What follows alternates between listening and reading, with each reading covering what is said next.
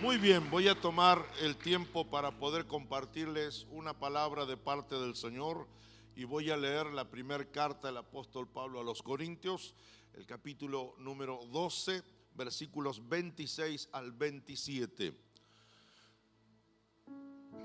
La Biblia dice en 1 de Corintios capítulo 12, versículos 26 y 27 de la siguiente manera. De manera que si un miembro padece, todos los miembros se duelen con él, y si un miembro recibe honra, todos los miembros con él se gozan. Vosotros pues sois el cuerpo de Cristo y miembros cada uno en particular. Vosotros sois pues el cuerpo de Cristo y miembros cada uno en particular. En el mismo ómnibus o en el mismo cuerpo. Es el título que asignamos a la palabra para esta mañana. En el mismo ómnibus o en el mismo cuerpo. Permítanme señalar a modo de introducción 2 o 3 conceptos para entender más cabalmente hacia dónde vamos con esta revelación. Está claro que sin haberlo anunciado, estamos trabajando en una especie de serie de tal modo que podamos profundizar un poquitito más acerca de lo que ya se predicó hace varias semanas y acerca de lo que se habló la semana pasada, el valor del otro, inspirados o teniendo como base escritural principal Hebreos capítulo 10, versículo 24, entre otros.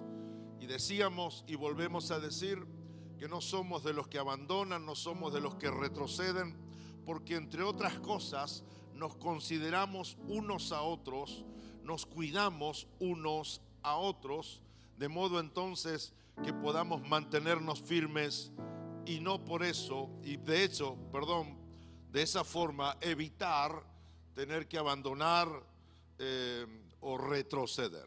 Así que me pareció, como siempre me pasa, que sigue habiendo más piedras preciosas en algunos textos, y unos textos no solo me dejan en ese texto literal, sino que también me llevan a otros textos en el contexto general de la Escritura. Por eso quiero invitarlos a que podamos ir un poco más profundo, un poco, no sé si bastante, pero un poco más profundo, un poco más allá, para enseñar y también para entender algunas verdades más acerca de lo que es la iglesia.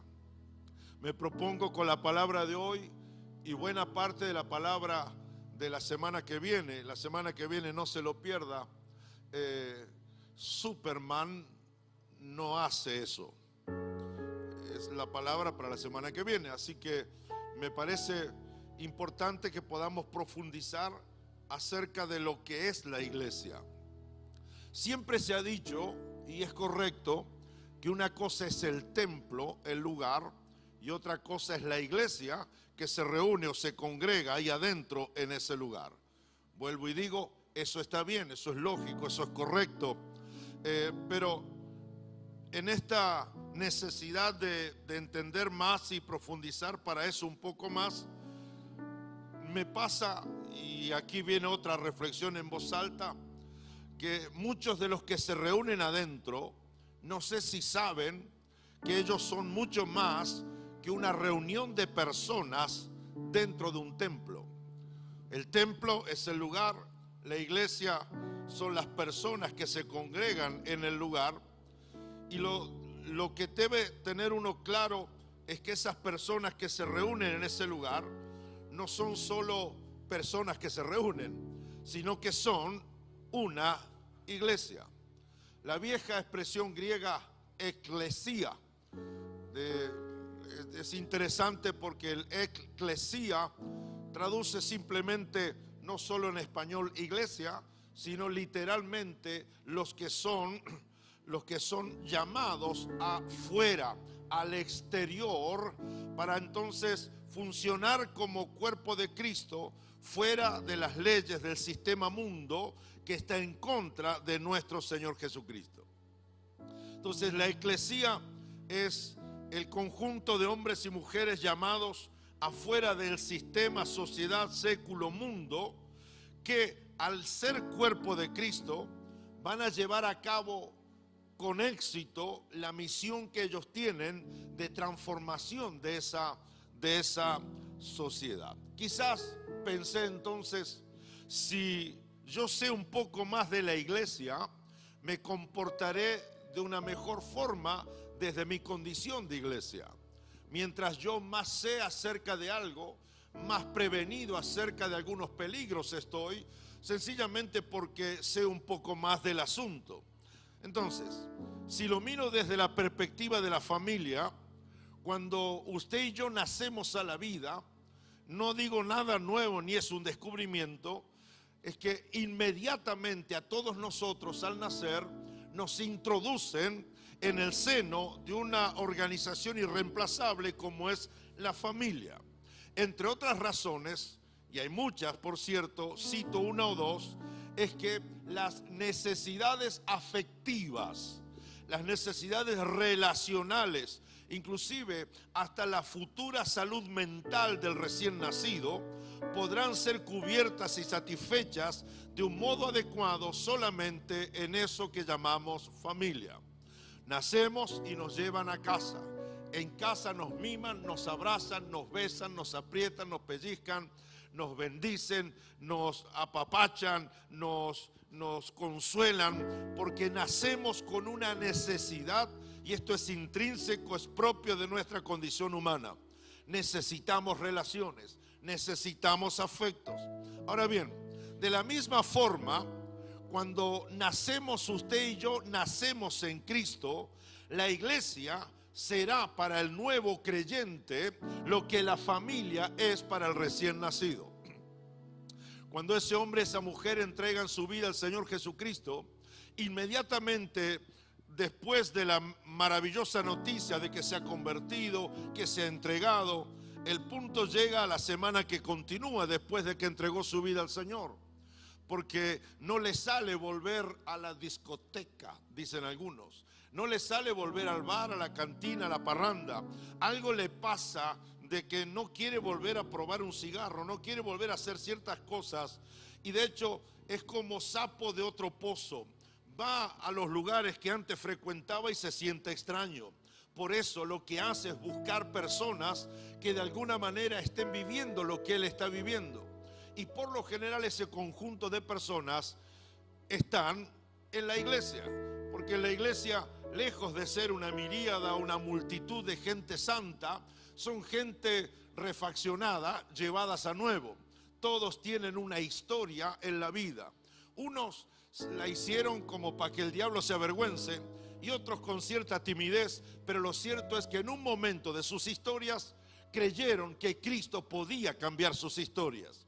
A partir de ahí necesitan la relación, necesitan el afecto, necesitan el cariño, necesitan el abrazo, necesitan la compañía de otros que vivieron lo mismo que ellos. De pronto se da cuenta que está en una iglesia. No digo en la más linda del sistema solar y zonas aledañas, pero está en una iglesia. Y ese fenómeno usted lo ve en todas partes del mundo y a todas partes donde vayas, sin importar cultura o idiomas. Si es una iglesia, te encontrarás con esto. Repito, la iglesia será para el nuevo creyente lo que la familia es para el recién nacido. Ahora bien, un poquito más profundo y siempre introduciendo la cosa.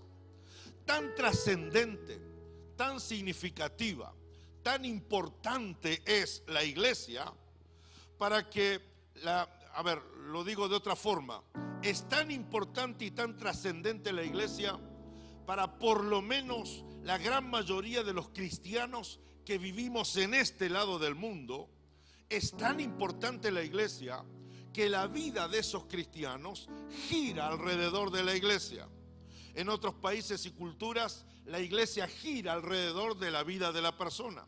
Por eso, con esto lo que quiero decir es que en ocasiones muchos de esos cristianos tienen una crisis de preocupar porque de pronto el trabajo los quiere trasladar a otra ciudad, o hay mejores condiciones en términos de economía en otra geografía del país u otro país llegado el caso, y tienen problemas para aceptar el nuevo trabajo porque la vida de ellos gira alrededor de la iglesia. Ellos se preguntan: ¿cuál es el trabajo? ¿Cuánto me van a pagar? Pero inmediatamente, si está comprometido con la iglesia, va a preguntar: ¿y habrá otra iglesia como esta donde yo voy? Le dejo a usted su respuesta. Cuidado con la vanidad. Pero lo cierto es, ¿y cómo son ellos? Ellos son como los que están aquí. Para usted y para mí, de esta parte del mundo, la vida de uno gira alrededor de la iglesia. Y eso no es ni fanatismo, ni lo va a ser jamás. Eso tiene que ver con una consonancia significativa, no solo de lo que creo, sino de la realidad cruda de lo que yo creo. Y dentro de ese marco de mis creencias existe la iglesia. Pero, digan pero, tendemos a desconocer no solo nuestro rol personal a nivel de la iglesia, sino que tendemos a desconocer también nuestro rol corporativo como iglesia. O sea, procedemos muchas veces con demasiada irresponsabilidad en asuntos de la iglesia, como si lo que yo dije, como si lo que yo hice no tuviera implicancias de preocupar, y en el peor de los casos no tuviera poder para dañar. Soy miembro de la iglesia, pero muchas veces hablo de una forma, vivo de una forma, hago ciertas cosas que desde la perspectiva de un análisis de compromiso, de identidad con lo que soy, califica casi como una especie de conducta irresponsable, al punto que sigo creyendo que en ocasiones somos demasiado niños para una condición de iglesia que requiere mucha madurez. Así entonces, por ejemplo, con mucha facilidad, en otra iglesia, no en esta, con mucha facilidad podemos hablar mal del otro, podemos hablar críticamente del otro, y a la vez que lo hacemos y con la misma facilidad, podemos hasta convivir con el otro, mediando entre ambos un conflicto de preocupar. Entonces, por eso y por mucho más, terminamos sin darnos cuenta, o sin querer queriendo, dijo el Chavo, terminamos despreciando y hasta olvidando de lo que es un valor que al diablo le produce un dolor de muelas. Al diablo le preocupa este valor de la iglesia. El diablo se inquieta cuando la iglesia descubre lo que ella es, al punto, y aquí va, cuando se dice de la iglesia que las puertas del Hades no prevalecerá contra ellas. O sea, el nido donde vive la muerte, el lugar asignado a donde vivirán entre comillas los que no aman a Jesucristo, se socava su tranquilidad, se conmociona su paz cuando se da cuenta que la iglesia se ha dado cuenta que es mucho más que una reunión de personas que se reúnen dentro de un templo muy bonito, si es que lo fuera. Entonces, es evidente que la iglesia es mucho más de lo que yo sé de ella, que la iglesia aún es mucho más de lo que yo hago dentro de ella, o de lo que yo dejo de hacer dentro de ella. Señoras y señores, la iglesia es un organismo vivo. Es un organismo vivo que tiene poder de veto, tiene poder de resistencia y tiene implicancias de transformación. La iglesia tiene poder de veto. En tanto y en cuanto sigamos siendo considerados como un grupúsculo estúpido y estupidizante, idiotizado, que le canta a un Dios que no ve y levanta manos para que el pastor se quede con los diezmos, en tanto y en cuanto sigamos mirando la iglesia desde esa perspectiva de fanáticos, fanatizantes, la iglesia será eso, un grupúsculo. Pero aunque los críticos digan eso, yo no entiendo que yo soy eso. Por el contrario, he entendido el peso específico que significa ser parte del cuerpo de Cristo, la iglesia. Al punto, si 2, 3, 200, 2000, 20,000 de la iglesia entendiéramos estos, nos paramos y las leyes amorales, las leyes inmorales, no encontrarían sustento para ser legales. Porque tenemos poder para detener lo que no le hace bien a la vida. Pero mientras no entendamos eso, seguiremos siendo el grupo que se reúne y canta y molesta con el sonido todos los fines de semana. Pero la iglesia es un organismo que tiene vida. La iglesia tiene poder para resistir, poder para transformar, poder para vetar en el mejor de los casos. Por eso, a lo largo de la historia, se ha perseguido a la iglesia, inclusive se ha intentado destruir a la iglesia. Estos asesinos que entraron a un teatro en Moscú hace unas horas atrás, una de las proclamas era no solo que Alá es Dios y toda esta historia, sino que también iban a eliminar a un buen número de cristianos buenos que se reunían ahí. Una de las razones de hacer lo que hicieron tenía que ver con la iglesia, porque la iglesia es un dolor de muelas para el diablo y es una molestia para aquellos que comulgan con este señor con minúscula llamado diablo Satanás. Así que no somos un ómnibus, somos una iglesia. Así que yo pensé que si tuviera yo una habilidad comunicacional más o menos apreciable y adecuada, ¿por qué no trataré de poner frente a frente ambos vocablos, ambas realidades? ¿Por qué al ómnibus le llamamos ómnibus? Ya sabían eso, ¿verdad? Buenísimo. Entonces, omni es interesante porque tanto en latín como en griego traduce o significa todo, al punto de que cuando uno dice omnipotente, un título, un atributo referido a Dios, está diciendo todo lo puede hacer Dios. Así que el omni, o omnis, traduce como todo. Y el bus, parece una palabrita que sobra, pero es el diminutivo que quedó para construir la frase ómnibus, palabra de origen francés, que se utilizó por primera vez para mediados del siglo XIX. De hecho, cuando uno habla del ómnibus, es todo y bus es todos en. Así que todos en un vehículo se van trasladando de un lugar a otro. Ya lo sabían, pero venía bien recordarlo. ¿Está?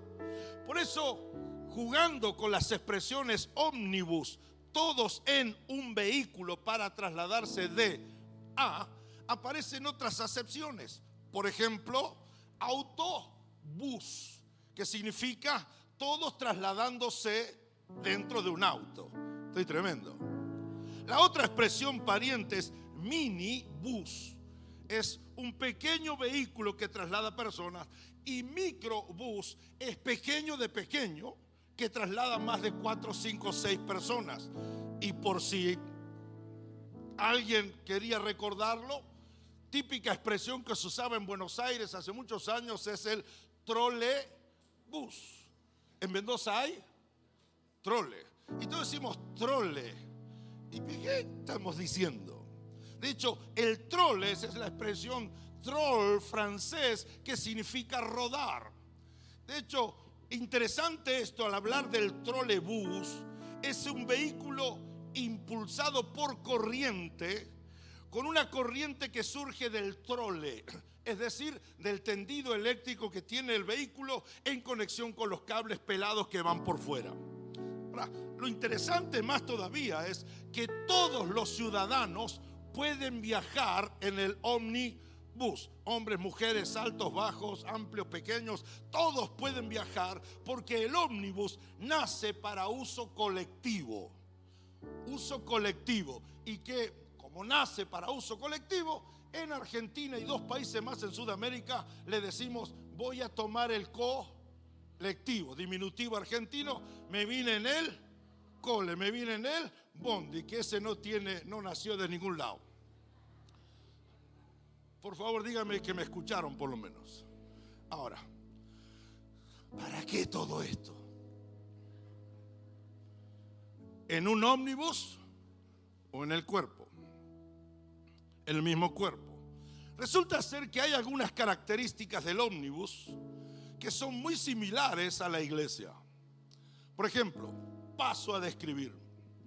Todo ómnibus tiene un itinerario o una ruta. Si no, no existe. Tiene un lugar de salida, tiene un lugar de llegada. Tiene una hora para salir y tiene una hora estimada para arribar. Eso, guste o no guste, nunca cambia. Tremenda mi revelación. Si quiero ir a Buenos Aires, no puedo subirme a uno que va a Jujuy. Aunque yo le ofrezca cosas al chofer, él irá a Jujuy, porque es un ómnibus. Sale de aquí y llega allá. Sale una hora y llega a otra hora. Igual que en la iglesia. En la iglesia yo quiero que se hagan las cosas de otro modo y se vaya a otra dirección. Y algunos están en esa cruzada. Sigo, ómnibus. Si yo pago, subo. Y si no subo, si no pago, no subo. Por eso tenemos que comprar una tarjeta que se llama... ¿Y por qué le pusieron sube? Porque si no paga, no sube. Y si paga, entonces sube. Y de hecho, y si subió y descubrieron que no pagó, pues entonces amablemente le dicen: pague o se baja en la próxima estación. Lo interesante del ómnibus es que es un servicio. Es un servicio. La empresa, La Tentación de Viajar, le brinda un servicio. Pero aunque es servicio, se paga. Como en la iglesia. En la iglesia yo quiero no solo que se hagan las cosas de otra forma. La iglesia da un servicio. Y de hecho me preguntan a mí cuando me invitan a predicar: ¿cuánto cobro yo por predicar? Digo, es un servicio. Yo no trabajo con honorarios y esas cosas, y no estoy sentando un precedente en contra de nadie, sino que es un servicio. Ahora, lo que hacemos en la iglesia es un servicio y no se paga por ese servicio que nosotros recibimos. De hecho, algunos malintencionados dicen: ¿cómo que no se paga? ¿Y el diezmo? El que cree que con el diezmo se paga un servicio en la iglesia tiene de Biblia lo que yo de astronauta. No obstante eso, el ómnibus no te espera. El ómnibus tampoco cambia el itinerario solo porque yo se lo exija. Como en la iglesia, el ómnibus, esta tarde va a salir un ómnibus y miles de un punto a otro en el país. De hecho, así ocurre también en la iglesia. Fíjese que si usted no aparece por los próximos 2 años, vas a notar algo cuando regreses. Es que la iglesia siguió haciendo lo que tenía que hacer. La iglesia no te espera. ¿Bien? El ómnibus no te espera. ¿Eso está mal? No, porque hay algo que tengo que hacer como iglesia. Y si tengo que esperar a cada uno que resuelvan sus caprichos, entonces la iglesia es otra cosa y deja de ser iglesia. Sigo. De hecho, en el ómnibus, dentro del ómnibus, este es más divertido todavía. Porque dentro del ómnibus todos están y van juntos. Pero cuando hay que sentarse en el ómnibus, se sienta el que primero agarró lugar. El resto viajará parado, y si no sobran caños, se apoyará rebotando con uno, con otro y demás. Así es en el ómnibus. igual que en la iglesia igual, parecido a nuestros cultos en la iglesia. Cultos a los cuales yo llego y no siempre busco asiento, porque son hermanos que les gusta viajar parados. Son los que típicamente, y nadie mire para atrás, ellos llegan y se paran ahí. Y uno dice, bueno, si fuera un ómnibus, les gusta ir agarrado el caño. Sigo. En un ómnibus, si yo quiero mejor servicio por parte de la compañía del ómnibus, deberé pagar más dinero o simplemente tomar otro ómnibus. Exactamente como a veces sucede en la iglesia. Todo lo que yo exijo vale un dinero. Tantas veces me han dicho, ¿y cuándo vamos a tener tal cosa? ¿Y cuál es la respuesta del pastor? Para no decir no tenemos plata, es decir, bueno, estamos orando. O sea, no, pero tendríamos que tener tal cosa. Y de hecho, tener tal cosa no son liberación de 20 demonios, no es, no sé, descubrir cosas milagrosas. Tener cosas cuesta dinero. Y no hay cosa más interesante que tener las mejores cosas y que las pague el otro. La iglesia. En una iglesia es como en el ómnibus. En el ómnibus, cuando uno sube, conocido respecto de los otros. Uno prácticamente no conoce a nadie en ese ómnibus, salvo inesperadas o sorpresivas excepciones, que de hecho, si uno lo ve allá en el fondo agarrado el caño, que va el hermano Pancho, y uno está acá, míralo, de hecho no va a alcanzar a cruzar toda la humanidad de humanos para saludarlo. Se bajará, a lo sumo lo saludará, y cuando llegue a casa le dirá a su esposa que no sabe en quién me encontré en el ómnibus. El hermano Pancho, lo vi, pero es nada más que eso. Eso es exactamente lo que ocurre con la iglesia. Muchos vienen a la iglesia y no conocen a nadie. Y se sorprende que no conocen a nadie. Inclusive hasta ellos lo dicen. No, el otro día fui a la iglesia, no conocí a nadie. Pero sigue. En un ómnibus no todos suben en el mismo lugar. De hecho, tenemos un estacionamiento para ómnibus ahí y no para nunca el ómnibus. Vamos a hacer la presentación al intendente a ver si le saca la franja amarilla. Lo hablaba con el agente de policía que nos cuida. Le digo, acá no para nadie. No para nadie. Todos paran allá o paran allá, pero aquí no para nadie. ¿A dónde voy con esto? Que como es ómnibus, no todos suben en el mismo lugar y no todos van a un mismo lugar. Por eso no todos bajan en el mismo lugar. Es un esfuerzo que estoy haciendo al descubrir esto, ¿eh? No todos bajan en el mismo lugar. Unos suben, otros siguen y otros se bajan. Como en la iglesia. Unos se suben al ómnibus del CCA y de pronto se bajan y se suben al CC Power of the God. De pronto se bajan del Power y se suben al otro ómnibus, el del aposento alto. Y ahí van, viajando en un ómnibus al que le llaman iglesia. Se suben hoy, se mantienen bastante, se bajan mañana y de pronto aparecen en otros lugares. De hecho, yo ya incorporo esta frase a algunos que veo por ahí diciendo, ¿qué colectivo te tomaste y yo no me enteré? ¿Cuándo fue que te bajaste del ómnibus de esta iglesia y ya te subiste al otro?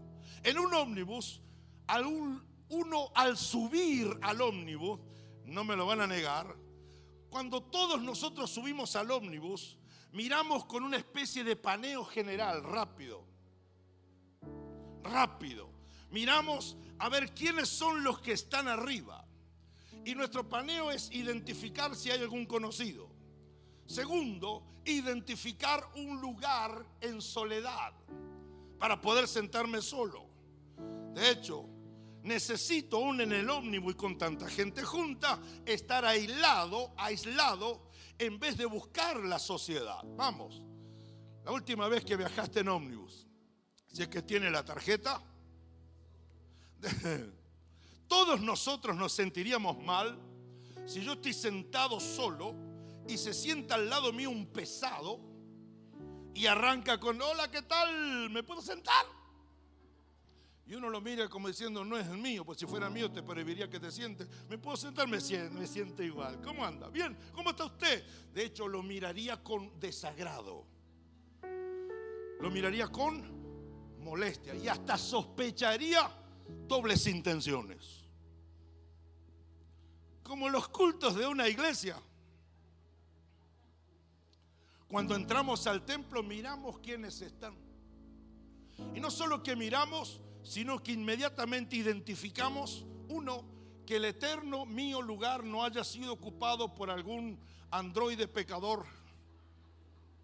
Luego identificamos los lugares más solitarios donde haya menos personas para sentarme allí.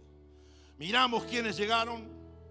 Inclusive hasta miramos si fulano no tomó el ómnibus todavía y nos sentamos. Y a veces nos toca sentarnos al lado de alguien en la iglesia y basta que le digamos hola y nada más. Si hasta lo iba a hacer, pero dije iba a ser demasiado denuncia. Entro al templo,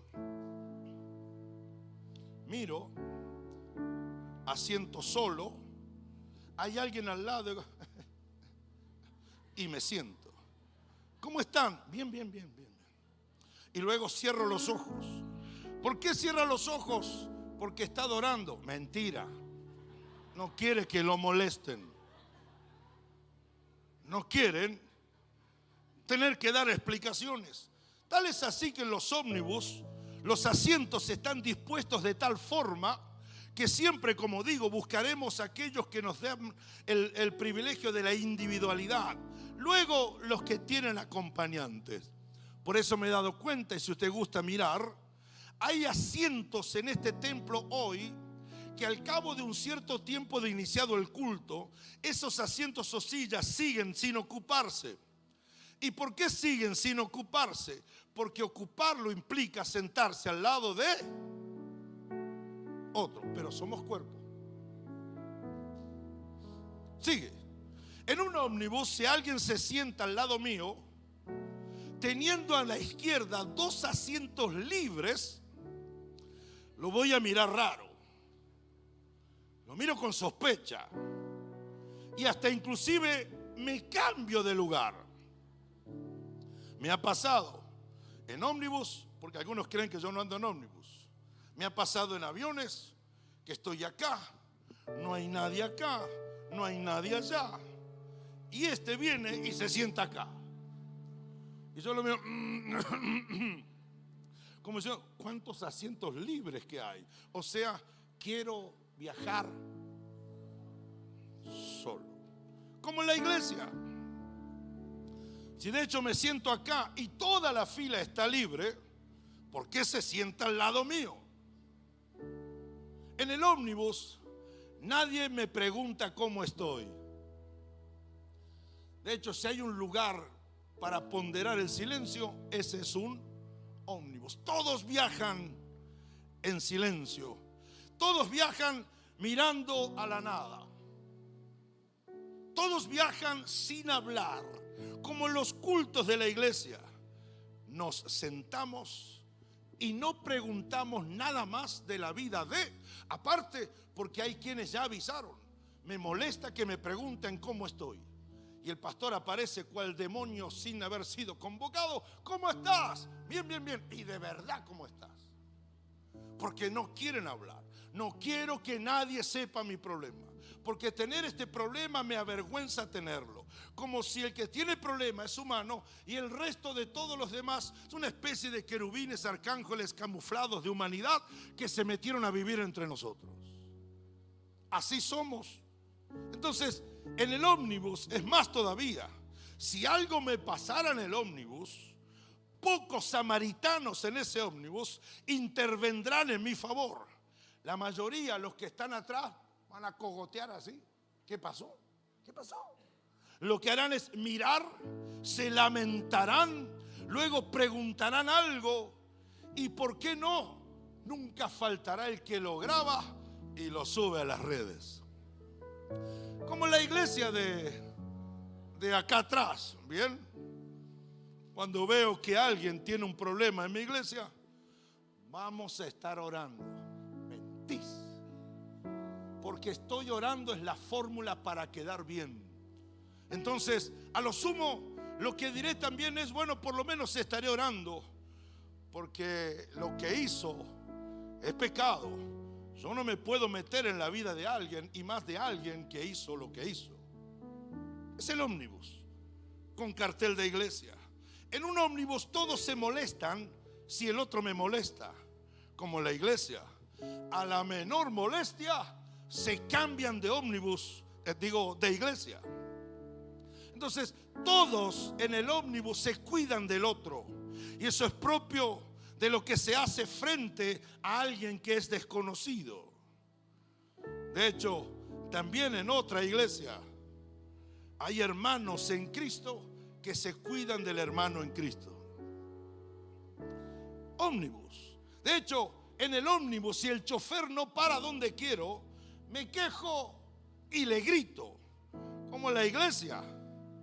Y ya no tengo más ejemplos de iglesias perfectas salvo la nuestra. Como la iglesia, ¿a dónde nos lleva el pastor? ¿A dónde nos lleva la pastora? Ómnibus. De hecho, si el ómnibus no tiene las comodidades ofrecidas por las que yo pago, me quejo. Y no solo eso, sino que tomo otro ómnibus y de paso no voy a recomendar como en la iglesia. Acá no hacen lo que hacen el CC Power, y parece, según veo, no lo harán jamás.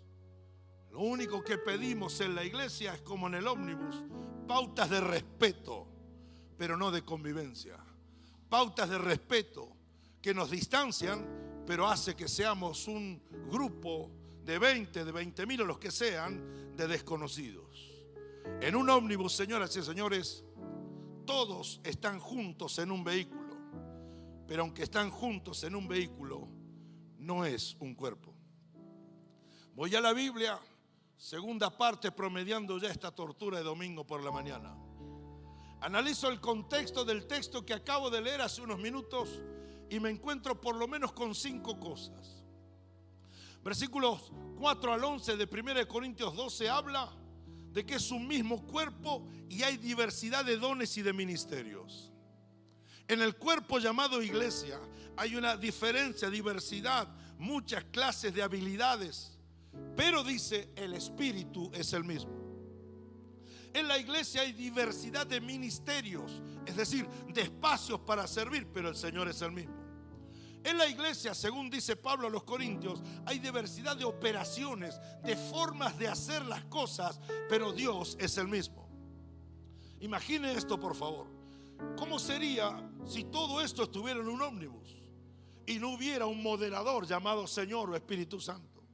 En la iglesia hay dones de sabiduría, ya termino, dones de sabiduría, dones de fe, dones de ciencia, de sanidades, de hacer milagros, de profecía, de lenguas diversas, de interpretación. Pero la clave no es la diversidad, la clave es que todo esto lo hace el mismo Espíritu.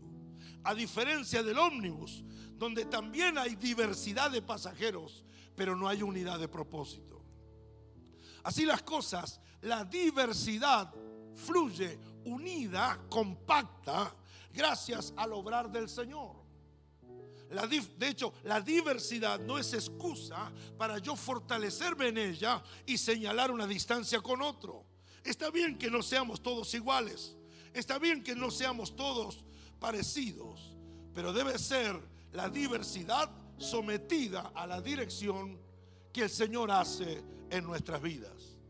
Recta final, 1 Corintios 12, del 2 al 24, habla de que somos un solo cuerpo, pero un cuerpo que tiene diversidad de miembros. El cuerpo es uno. Explicar esto es una obviedad. El cuerpo es uno, pero sus miembros son muchos. De hecho, un ejemplo categórico que da Pablo en este párrafo escritural habla de que en el cuerpo de Cristo hay judíos y hay griegos, que en el cuerpo de Cristo hay libres y hay esclavos, que en el cuerpo de Cristo hay altos y bajos, hay ricos y hay pobres. Pero la clave no es lo diferentes que ellos son, porque la lista puede seguir y nunca acabar. Lo que está enseñando la Escritura es que todos nosotros juntos somos un cuerpo, no pasajeros de un ómnibus llamado CCA. Somos un cuerpo.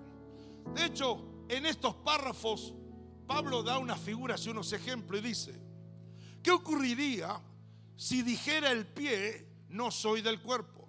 ¿Qué ocurriría si la oreja, si la nariz dijera, no soy del cuerpo? Lo que me está diciendo el apóstol es que el pie, la oreja, la nariz pueden decir que no son del cuerpo, pero la verdad de fondo es que porque lo diga, no deja de pertenecer al cuerpo. Se asume que esa parte del cuerpo pudiera enfermarse diciendo cosas que no son convenientes. También dice la Escritura que ningún miembro puede decir: no tengo necesidad de vosotros, no tengo necesidad de usted. ¿Por qué? Porque todos dicen: tengo necesidad de vosotros. El que el complejo, la vergüenza, el tamaño de la metida de pata o lo que sea me cohíba para expresarlo, no significa que eso es lo correcto. Lo cierto es que todos tenemos necesidades de los otros. Dígame, todos tenemos necesidades de los otros. Yo tengo necesidad de ustedes. ¿Quiere que yo me entristezca? Maldad. ¿Qué sería? Quíteme el saludo. No me diga buen día, pase delante mío sin darme ni la más mínima importancia. No existe ser humano sobre la faz de la tierra que pueda negarse a decir: yo tengo necesidad de ustedes. No existe el que diga: no tengo necesidad de ustedes. Quien lo diga está más necesitado que nunca. Pablo lo expresa claro a Corintios. Así que hay una clave acá, versículo 24, y es que Dios ordenó, o sea, Dios formó el cuerpo de tal manera que los que tienen menos dignidad se les dé igualmente el honor de ser parte del cuerpo. Ya está claro que los ojos son visibles. Por eso el novio, futuro novio, para enamorar a la futura novia, la mira a los ojos y dice: me mira un solo minuto más con ese par de ojos y seré ciego voluntariamente a tus deseos. Wow. De paso, inspírense, maridos, con las maridas.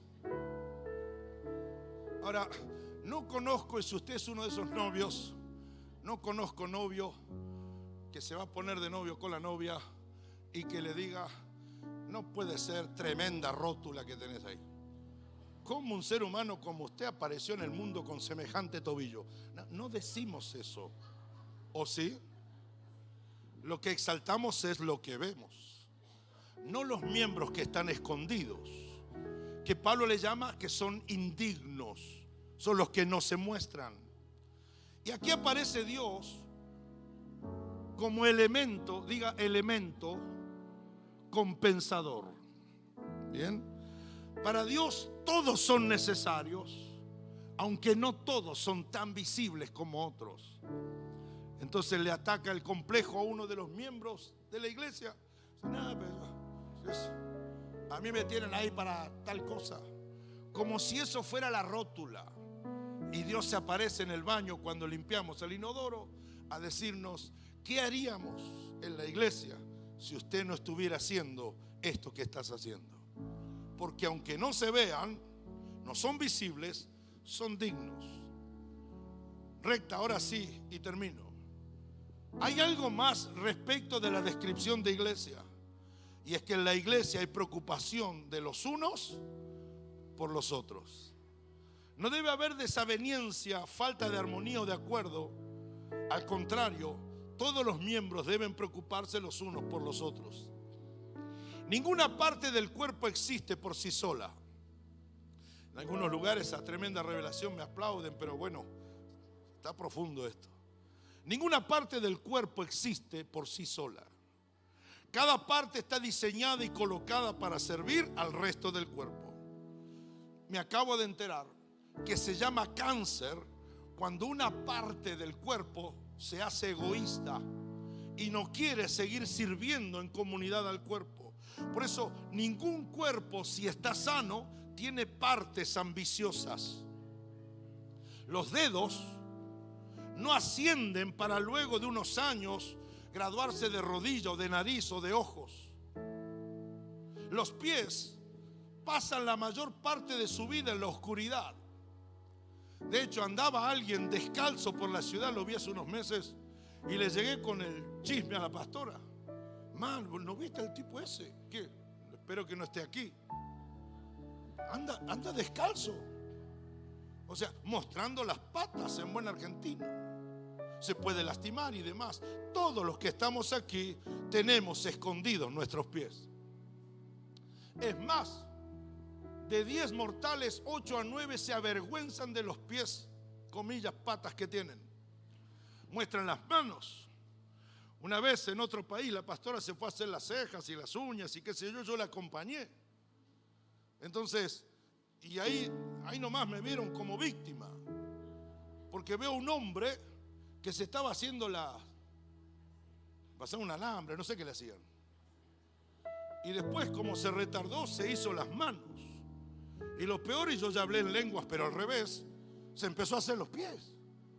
Y me ofrecieron si yo me lo hago. Digo, yo me siento a hacer eso. Mi papá se levanta en la tumba para sacarme el apellido. ¿Me explico? Y después de 3 golpes se vuelve a la casa del cielo otra vez. O sea, de última accedo, no sé. De hecho, yo las uñas me las hago yo. La pastora me dijo, pa, me voy a hacer las uñas. Y un día le contesté en broma, pero ya naciste con uñas. Pero me está hablando de otra cosa. Porque me da cosa. Estira el cosa. Mostrar los pies. No se revelan los pies para aparecer y decidir. Yo estoy cansado, hace 48 años que soy pie. Me quiero mudar a otro cuerpo donde sí exactamente me reconozcan por lo que hago. Señores, el riñón izquierdo no le dice al derecho que está fallando. Otra vez vos. Otra vez que no limpiamos, que no bombeamos. ¿Qué onda con vos? De hecho, si el riñón izquierdo falla, el derecho se desespera para compensar la falla. Porque es cuerpo, no es ómnibus. Si un tobillo se tuerce, el cuerpo no lo amenaza por cortarlo. Te torces de nuevo, la semana que viene te cortamos. Sino que automáticamente, solidariamente, todo el resto de las partes del cuerpo se unen estratégicamente para hacer su trabajo. Mientras se resuelve la torcedura, de alguna forma, el resto del cuerpo se las ingenia para que no quede postrado. Si duele el estómago del cuerpo, el puño derecho no lo golpea por eso. De hecho, cuando el rostro es amenazado de un golpe, un piedrazo o de un incendio, de un fuego, de un calor, las manos automáticamente cubren el rostro. No le quitan el privilegio de la cobertura porque se cree lindo y porque tiene lindos ojos. Usted y yo estamos diseñados no solo para servir, estamos diseñados para servirnos, para ayudarnos unos a otros.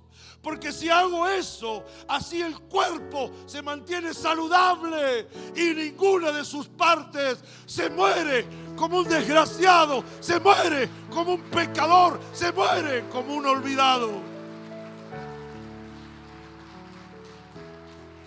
Si alguien no tiene dinero y usted lo tiene, ¿qué hacemos? Vamos a orar. ¿Qué hacemos? Qué difícil está todo. ¿qué podríamos hacer? Lo que tengo, ayudarlo. Si vas al supermercado y escucha al que está delante, llevo estas 10 cosas, pero estas 2 no, porque no me alcanza. Yo no soy ómnibus. Pobre, no tiene ni para la sube, por eso no subió. Yo soy cuerpo. Entonces le digo, cárgueme a mí lo que la señora va a dejar.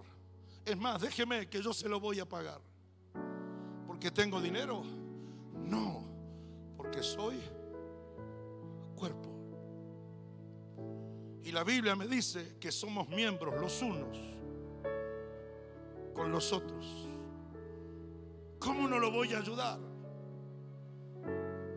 De hecho, donde alguien tiende la mano, aun cuando hago 1000 razonamientos, ¿para qué lo usará? Lo cierto es que pasaré por la vida de ese hombre, esa mujer, de ese hijo, esa hija, esa familia, como el que no cerró la mano, sino que actuó como cuerpo. No tengo oro ni plata, me queda este de 2000. Lléveselo.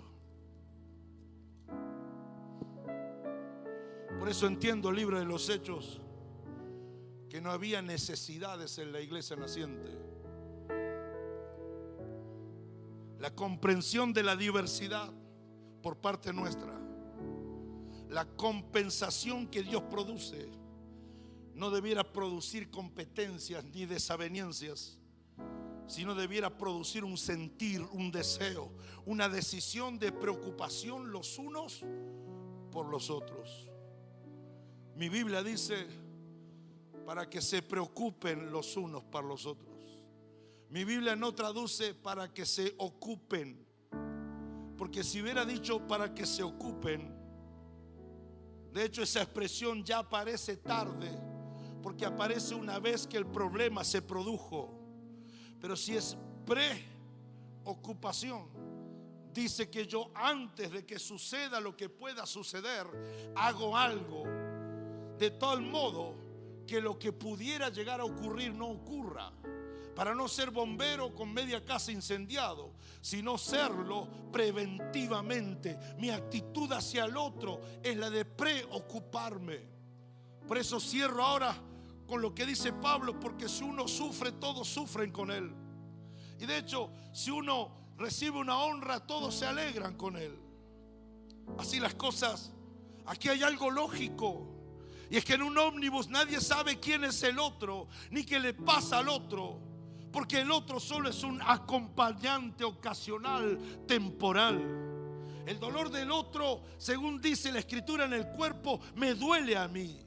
El pecado del otro me sacude a mí, me conmociona a mí. Y si no es así, me aleja a mí, me aleja de aquel que cometió la falla. Si somos cuerpo, los dolores y las alegrías son una experiencia de todos. Por eso nos alegramos de que la niña de Pablo y Lorena se va a recibir de guardavida. Va a tener que mañana en la pileta salvar al viejo, pero es un logro de ella. Por lo tanto es un logro de todos, y debiéramos todos alegrarnos por eso. Cuando Agustina se graduó en la universidad en aquel país, escribió en el chat nuestro, mostrando su título, dijo: nos recibimos. Nos recibimos. O sea, ella es la que se recibió. Pero fue una experiencia de alegría familiar. Todos nos alegramos. Cuando alguien cambia su bicicleta por una moto, ¿cómo no vamos a alegrarnos por ese logro?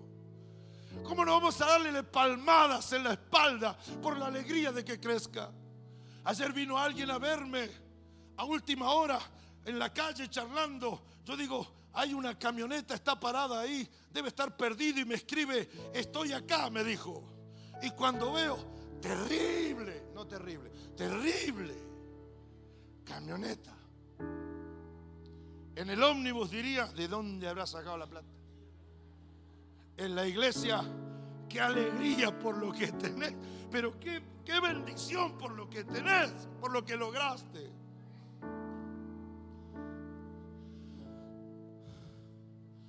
Por eso cuando muere la mamá de alguien, el papá de alguien, se murió la mamá de todos. No somos asistentes de un servicio dominical. No somos una multitud reunida para escuchar un famoso. Bueno, no es el caso acá. Somos iglesia. Somos cuerpo. Y Pablo cierra con esta sentencia: somos el cuerpo de Cristo. Diga, wow. Somos el cuerpo de Cristo. Queda claro que la diversidad de dones, ministerios, funciones, es lógico que produzca desacuerdos, desencuentros. Pero ¿cómo se hace en la iglesia para superar los desencuentros que tenemos, que vienen de nuestra forma tan distintas de ser? Una, todos nos preocupamos por todos. Dos, somos cuerpos. No somos ómnibus. Esa es la mejor forma de no alejarme del otro y terminar condenando al otro. Ser el cuerpo de Cristo me premia con beneficios a mí como individuo, como sujeto, como persona. Uno de esos beneficios es que no estoy solo, que no camino solo. ¿Te han clavado el visto alguna vez? ¿Llegaste a un lugar y sentiste que te hicieron el vacío? ¿Tuviste la sensación de: parece que yo tengo lepra y no lo sabía? ¿Has visto que otros te miran a lo lejos, te estudian para ver cómo es la reacción de alguien cuando es condenado a vivir en soledad producto de sus malos actos? Ese es el ómnibus. Eso no es la iglesia. ¿Cuál es el beneficio con el que Cristo nos premia por ser parte de la iglesia? Uno de ellos es que no estoy solo, que no quedo solo, que no lucharé más solo, que no sufriré yo solo los errores, mis pecados, mis problemas. Qué lindo, diga conmigo, qué lindo que alguien se preocupe por mí. Eso no pasa en el ómnibus, eso pasa en la iglesia. En un ómnibus hay diversidad de nombres, personas, situaciones, objetivos, intereses, destinos, realidades, compromisos y gustos. Pero a nadie se le ocurre que por estar juntos en ese vehículo procedan como un cuerpo. Es que no son un cuerpo, son un ómnibus. Cada uno hace lo que quiere y sufre por ello. Así que si sabes que eres cuerpo, si yo sé que soy cuerpo, ¿por qué me voy a seguir esforzando de conducirme como en un ómnibus? Esto me dijo el Señor que les dijera.